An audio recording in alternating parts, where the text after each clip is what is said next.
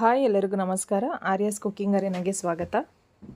ನಾವು ಫ್ರೆಂಡ್ಸ್ ಎಲ್ಲ ಡಿಸೈಡ್ ಮಾಡಿಕೊಂಡು ಗೌಡ್ಗೆರೆ ಚಾಮುಂಡೇಶ್ವರಿ ದೇವಸ್ಥಾನಕ್ಕೆ ಹೊರಟಿದ್ವಿ. ಅಲ್ಲಿಂದ ಬಿದಿನಕೆರೆ ಆಂಜನೇಯ ಸ್ವಾಮಿ ದೇವಸ್ಥಾನಕ್ಕೆ ಹೋಗಿ ಹಂಗೆ ಬರ್ತಾ ಚಂದ್ರಾಯಪಟ್ಟಣದ ಹತ್ರ ಇರೋ ಸಾಯಿಬಾಬಾ ಟೆಂಪಲಿಗೆ ಹೋಗೋಣ ಅಂತ ಹೊರಟಿದ್ವಿ. ನಾವು ಮಕ್ಕಳನ್ನೆಲ್ಲ ಸ್ಕೂಲಿಗೆ ಕಳಿಸಿ ಹೊರಡೋ ಅಷ್ಟರಲ್ಲಿ 9:30 9:45 ಆಗಿತ್ತು. ಹಾಸನಿಂದ ಕುಣಿಗಲ್ ಹೋಗಿ ಕುಣಿಗಲ್ಲಿಂದ ರೈಟಿಗೆ ತೊಗೋಬೇಕು. ಮದ್ದೂರು ಮೈಸೂರು ರೋಡಲ್ಲಿ ಹೋಗಬೇಕು. ಕುಣಿಗಲ್ಲಿಂದ 35 ಕಿಲೋಮೀಟರ್ ಆಗುತ್ತೆ. ಅಲ್ಲೇ ಲೆಫ್ಟ್ ಸೈಡಿಗೆ ಮಲ್ಲನಕುಪ್ಪೆ ಅಂತ ಒಂದು ಊರು ಸಿಗುತ್ತೆ. ಅಲ್ಲಿಂದ 4 ಕಿಲೋಮೀಟ್ರ್ ಹೋದರೆ ಗೌಡ್ಗೆರೆ ಟೆಂಪಲ್ ಸಿಗುತ್ತೆ. ಹಾಸನಿಂದ ಯಾರಾದರೂ ಹೋಗೋದಾದರೆ ಹಾಸನಿಂದ ಕುಣಿಗಲ್ಲಲ್ಲಿ ಇಳ್ಕೊಂಡು ಕುಣಿಗಲ್ಲಿಂದ ಮೈಸೂರು ಬಸ್ಸಲ್ಲಿ ಹೋಗಬೇಕು. ಕಾರಲ್ಲಿ ಹೋಗೋದಾದರೆ ಡೈರೆಕ್ಟು ಬೈಪಾಸಲ್ಲಿ ಹೋಗ್ಬೋದು. ಗೌಡ್ಗೆರೆ ಚಾಮುಂಡೇಶ್ವರಿ ಟೆಂಪಲು ರಾಮನಗರ ಜಿಲ್ಲೆ ಚನ್ನಪಟ್ಟಣ ತಾಲೂಕಿನ ಮಾಲೂರು ಹೋಬಳಿಯಲ್ಲಿ ಗೌಡ್ಗೆರೆ ಚಾಮುಂಡೇಶ್ವರಿ ದೇವಸ್ಥಾನ ಇದೆ. ಈ ದೇವಸ್ಥಾನದಲ್ಲಿ ಇರುವಂಥ ಚಾಮುಂಡೇಶ್ವರಿ ವಿಗ್ರಹ 60 ಅಡಿ ಎತ್ತರದ ಭವ್ಯ ಪಂಚಲೋಹದ ಪ್ರತಿಮೆ ಅಂತ ಹೆಸರುವಾಸಿಯಾಗಿದೆ. ಚಾಮುಂಡೇಶ್ವರಿ ಪ್ರತಿಮೆ ಪ್ರಪಂಚದ ಅತ್ಯಂತ ಎತ್ತರದ ಚಾಮುಂಡೇಶ್ವರಿ ಪ್ರತಿಮೆ ಅಂತ ಹೇಳ್ತಾರೆ. ಈ ಚಾಮುಂಡೇಶ್ವರಿ ದೇವಿಯು 18 ಕೈಗಳನ್ನು ಹೊಂದಿದೆ. ಈ ದೇವಸ್ಥಾನ ಕರ್ನಾಟಕದಲ್ಲಿ ಶಕ್ತಿಪೀಠ ಅಂತ ಭಕ್ತರ ಕಷ್ಟಗಳನ್ನ ನೀಗಿಸುವಲ್ಲಿ ಪವಿತ್ರ ಕ್ಷೇತ್ರವಾಗಿ ಪ್ರಸಿದ್ಧಿಯಾಗಿದೆ. ಈ ಸ್ಥಳಕ್ಕೆ ಪ್ರತಿನಿತ್ಯ ಸಾವಿರಾರು ಭಕ್ತಾದಿಗಳು ಬರ್ತಾರೆ. ಪ್ರತಿ ತಿಂಗಳು ಅಮಾವಾಸ್ಯೆ ಮತ್ತು ಹುಣ್ಣಿಮೆನಲ್ಲಿ ವಿಶೇಷವಾದ ಪೂಜೆ ಇರುತ್ತೆ. ಅಲ್ಲಿ ಬಸಪ್ಪನವರ ಗದ್ದಿಗೆ ಇದೆಯಲ್ಲ, ಅಲ್ಲಿ ನೀರು ಹಾಕಿಸ್ಕೊಂಡು ಹೋಗೋದ್ರಿಂದ ಕಷ್ಟಗಳೆಲ್ಲ ನಿವಾರಣೆ ಆಗುತ್ತೆ ಅನ್ನೋ ಅಂಥ ನಂಬಿಕೆ ಕೂಡ ಇದೆ. ಹಾಗಾಗಿ ಪ್ರತಿ ಹುಣ್ಣಿಮೆ ಮತ್ತು ಅಮಾವಾಸ್ಯೆನಲ್ಲಿ ತುಂಬ ರಶ್ ಇರ್ತಾರೆ. ಹಾಗೆಯೇ ಇಲ್ಲಿ ಬರೋವಂಥ ಭಕ್ತಾದಿಗಳಿಗೆ ಪ್ರತಿನಿತ್ಯ ಅನ್ನದಾನ ಕೂಡ ಇರುತ್ತೆ. ಎಲ್ಲ ಭಕ್ತಾದಿಗಳಿಗೂ ಕೂಡ ಬೆಳಗ್ಗೆಯಿಂದ ಸಂಜೆವರೆಗೂ ಅಚ್ಚುಕಟ್ಟಾದಂಥ ಅನ್ನದಾನವನ್ನು ಮಾಡ್ತಾರೆ. ನೀವು ಯಾರಾದರೂ ಈ ದೇವಸ್ಥಾನಕ್ಕೆ ಬಂದರೆ ಹರಕೆ ಮಾಡಿಕೊಂಡು ಅಥವಾ ಅನ್ನದಾನಕ್ಕೆ ನಿಮ್ಮ ಕೈಲಾದಷ್ಟು ಸಹಾಯನೂ ಮಾಡ್ಬೋದು. ಯಾಕೆಂದರೆ ಇಲ್ಲಿ ಪ್ರತಿನಿತ್ಯ ಅನ್ನದಾನ ಮಾಡೋದ್ರಿಂದ ಅನ್ನದಾನಕ್ಕೆ ನಿಮ್ಮ ಕೈಲಾದಷ್ಟು ಸಹಾಯನ ಮಾಡಿ. ಒಂದು ವೇಳೆ ನೀವೇನಾದರೂ ಬಸ್ಸಿಗೆ ಬಂದರೆ ಮಲ್ಲನಕುಪ್ಪೆ ಗೇಟಲ್ಲಿ ಇಳ್ಕೊಂಡು ಅಲ್ಲಿಂದ ಆಟೋ ಅಥವಾ ಬಸ್ಸಿಗೆ ದೇವಸ್ಥಾನಕ್ಕೆ ಬರ್ಬೋದು. ಹಾಗೆಯೇ ಕಾರಲ್ಲಿ ಬರೋವಂಥವ್ರಿಗೆ ದೇವಸ್ಥಾನದಲ್ಲಿ ಆಡಳಿತ ಮಂಡಳಿ ಕಡೆಯಿಂದ ವಿಶಾಲವಾದಂಥ ಪಾರ್ಕಿಂಗ್ ವ್ಯವಸ್ಥೆ ಕೂಡ ಮಾಡಿದ್ದಾರೆ. ನೋಡಿ, ಇಲ್ಲಿ ರೈಟ್ ಸೈಡಲ್ಲಿ ಕಾಣ್ತಾ ಇರೋದೆಲ್ಲ ಪಾರ್ಕಿಂಗ್ ಏರಿಯಾ. ನಾವು ಗಾಡಿನ ಪಾರ್ಕ್ ಮಾಡಿ ದೇವಸ್ಥಾನಕ್ಕೆ ಬಂದ್ವಿ. ಮೊದಲಿಗೆ ದೇವಸ್ಥಾನದ ಎಡಭಾಗದಲ್ಲಿ ನವಗ್ರಹ ದೇವಸ್ಥಾನ ಹಾಗೆಯೇ ಗಣೇಶ ದೇವಸ್ಥಾನ ಇದೆ. ಅಲ್ಲಿ ನಮಸ್ಕಾರ ಮಾಡಿಕೊಂಡು ಮುಂದೆ ಹೋದ್ವಿ. ನಾವು ವೀಕ್ ಡೇಸಲ್ಲಿ ಹೋಗಿರೋದ್ರಿಂದ ಜನ ಸ್ವಲ್ಪ ಕಡಿಮೆ ಇದ್ದರು. ಹಾಗಾಗಿ ದರ್ಶನ ಕೂಡ ತುಂಬ ಈಸಿಯಾಗಿ ಚೆನ್ನಾಗಿ ಆಯಿತು. ಅಮಾವಾಸ್ಯೆ ಮತ್ತು ಹುಣ್ಣಿಮೆ ಟೈಮಲ್ಲಿ ಬಂದರೆ ತುಂಬಾ ರಶ್ ಆಗಿರುತ್ತೆ. ಹಾಗಾಗಿ ವೀಕ್ ಡೇಸಲ್ಲಿ ಬಂದರೆ ಚೆನ್ನಾಗಿ ದರ್ಶನ ಕೂಡ ಆಗುತ್ತೆ ಅಂತ ನಾವು ವೀಕ್ ಡೇಸಲ್ಲಿ ಬಂದಿದ್ದೀವಿ. ನಾನು ಈ ದೇವಸ್ಥಾನಕ್ಕೆ ಸೆಕೆಂಡ್ ಟೈಮ್ ಬಂದಿರೋದು.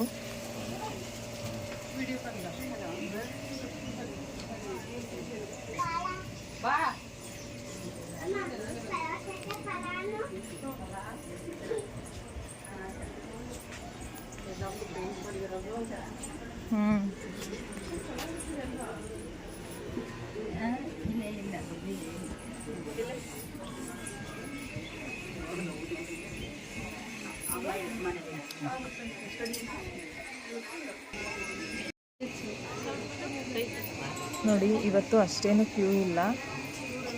ಏನಾದರೂ ಹರಕೆ ಮಾಡಿಕೊಂಡು ಸಂಕಲ್ಪ ಮಾಡಿಕೊಂಡು ಕಾಯಿ ಕಟ್ಟೋ ಅಂಥ ಸ್ಥಳ ಇದೆ.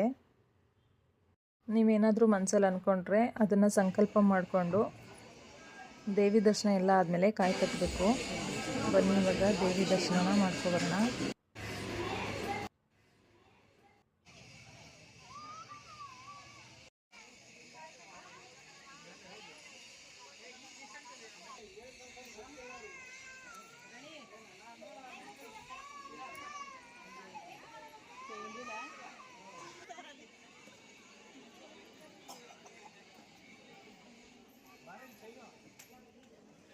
ನಾವು ದೇವಿ ದರ್ಶನ ಮಾಡಿಕೊಂಡು ಆಚೆ ಬಂದ್ವಿ. ನೋಡಿ, ಚಾಮುಂಡೇಶ್ವರಿ ವಿಗ್ರಹ ಎಷ್ಟು ಚೆನ್ನಾಗಿ ಕಾಣಿಸ್ತಾ ಇದೆ. ನೆಕ್ಸ್ಟ್ ಇವಾಗ ನಾವು ಕಾಯಿ ಕಟ್ಟೋದಕ್ಕೆ ಅಂತ ಟೋಕನ್ ತಗೊಳ್ಳೋಕ್ಕೆ ಅಂತ ಬಂದಿದ್ದೀವಿ. ಒಂದು ತೆಂಗಿನಕಾಯಿಗೆ 50 ರೂಪಾಯಿನ ಕೊಟ್ಟು ಟೋಕನ್ ತಗೋಬೇಕು. ಇಲ್ಲಿ ಟೋಕನ್ ತಗೊಂಡು ಇನ್ನೊಂದು ಕಡೆ ತೆಂಗಿನಕಾಯಿನ ಇಸ್ಕೋಬೇಕು. ನೆಕ್ಸ್ಟ್ ಇವಾಗ ಕಾಯಿನ ತಗೊಳ್ಳೋಕ್ಕೆ ಅಂತ ಹೋಗ್ತಾ ಇದ್ದೀವಿ.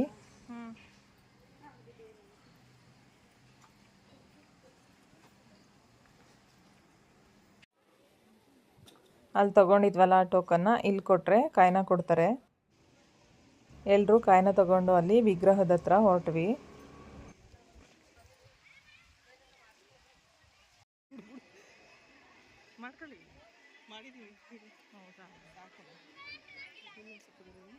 ಇಲ್ಲಿ ಸ್ಟೆಪ್ಸ್ ಹತ್ಕೊಂಡು ಹೋಗುವಾಗ ವಿಷ್ಣುವಿನ 10 ಅವತಾರಗಳನ್ನ ಪ್ರತಿಷ್ಠಾಪನೆ ಮಾಡಿದ್ದಾರೆ.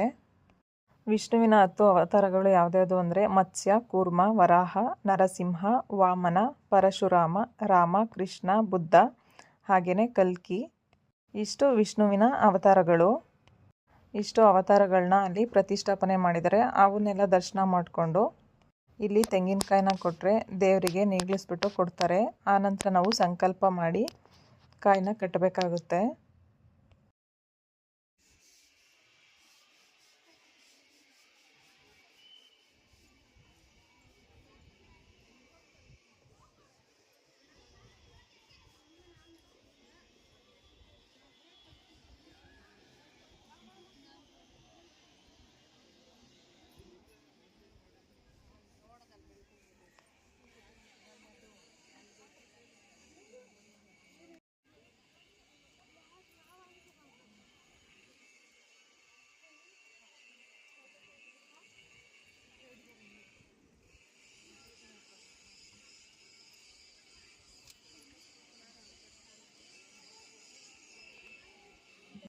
ನಾವು ತೆಂಗಿನಕಾಯಿನ ತೊಗೊಂಡ್ವಲ್ಲ ಅದೇ ಜಾಗದಲ್ಲಿ ಉಪ್ಪನ್ನು ಕೊಡ್ತಾರೆ. ಉಪ್ಪು ಮತ್ತು ಬೆಲ್ಲದಾರ್ತಿ ಎರಡನ್ನೂ ಕೊಡ್ತಾರೆ. ನಾವಿಲ್ಲಿ ದೃಷ್ಟಿನ ತಕ್ಕೋಬೋದು. ಅಲ್ಲಿಂದ ನೆಕ್ಸ್ಟು ನಾವು ಕಾಯಿ ಕಟ್ಟೋದಕ್ಕೆ ಅಂತ ಬಂದ್ವಿ. ಕಾಯಿ ಕಟ್ಟೋದಕ್ಕೆ 3 ಸಲ ಅಥವಾ 5 ಸಲ 7 ಸಲ 9 ಸಲ ಕಟ್ತೀವಿ ಅಂತ ಸಂಕಲ್ಪನ ಮಾಡ್ಕೊಂಡಿರ್ತೀವಿ. ನೀವು ಎಷ್ಟು ಸಲ ಕಾಯಿನ ಕಟ್ತೀನಿ ಅಂತ ಅರ್ಕೆ ಮಾಡ್ಕೊಂಡಿರ್ತೀರ ಅಷ್ಟು ಸುತ್ತುಬಿಟ್ಟು ಕಾಯಿನ ಕಟ್ಟಬೇಕಾಗುತ್ತೆ. ಕಾಯಿನ ಕಟ್ಟಾದಮೇಲೆ ಅಲ್ಲೇ ಒಂದು 10 ನಿಮಿಷ ಕೂತಿದ್ದು ಅಲ್ಲೇ ರೈಟ್ ಸೈಡಲ್ಲಿ ಸಿಗುವಂಥ ಬಸಪ್ಪನವರ ಸನ್ನಿಧಾನಕ್ಕೆ ಹೋಗಿ ಬಸಪ್ಪನವರ ದರ್ಶನ ಮಾಡಿಕೊಂಡು ಅಲ್ಲಿ ಅನ್ನದಾನ ಯಾವಾಗಲೂ ಇರುತ್ತೆ, ಅಲ್ಲಿ ಊಟ ಮಾಡಿಕೊಂಡು ಹೊರಡ್ಬೋದು. ನೀವು ಕೂಡ ಯಾರಾದರೂ ಚಾಮುಂಡೇಶ್ವರಿ ಅಮ್ಮನವರ ಸನ್ನಿಧಾನಕ್ಕೆ ಬಂದಿದ್ದರೆ ಎಷ್ಟು ಸಲ ಬಂದಿದ್ದೀವಿ ಅಂತ ಕಮೆಂಟ್ ಬಾಕ್ಸಲ್ಲಿ ತಿಳಿಸಿ.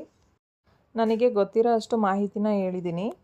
ನಿಮಗೂ ಇವತ್ತಿನ ವಿಡಿಯೋ ಇಷ್ಟ ಆಗಿದ್ದರೆ ಪ್ಲೀಸ್ ಲೈಕ್ ಮಾಡಿ, ಹಾಗೆ ಫ್ರೆಂಡ್ಸು ಫ್ಯಾಮಿಲಿ ಜೊತೆ ಶೇರ್ ಮಾಡಿ. ಇನ್ನೂ ಹೆಚ್ಚಿನ ವಿಶೇಷ ವಿಡಿಯೋಗಳಿಗೆ ನಮ್ಮ ಚಾನಲ್ನ ಸಬ್ಸ್ಕ್ರೈಬ್ ಮಾಡಿ, ಹಾಗೆ ಪಕ್ಕದಲ್ಲಿರುವಂಥ ಬೆಲ್ ಐಕನ್ನ ಪ್ರೆಸ್ ಮಾಡಿ. Thank you all. Thanks for watching.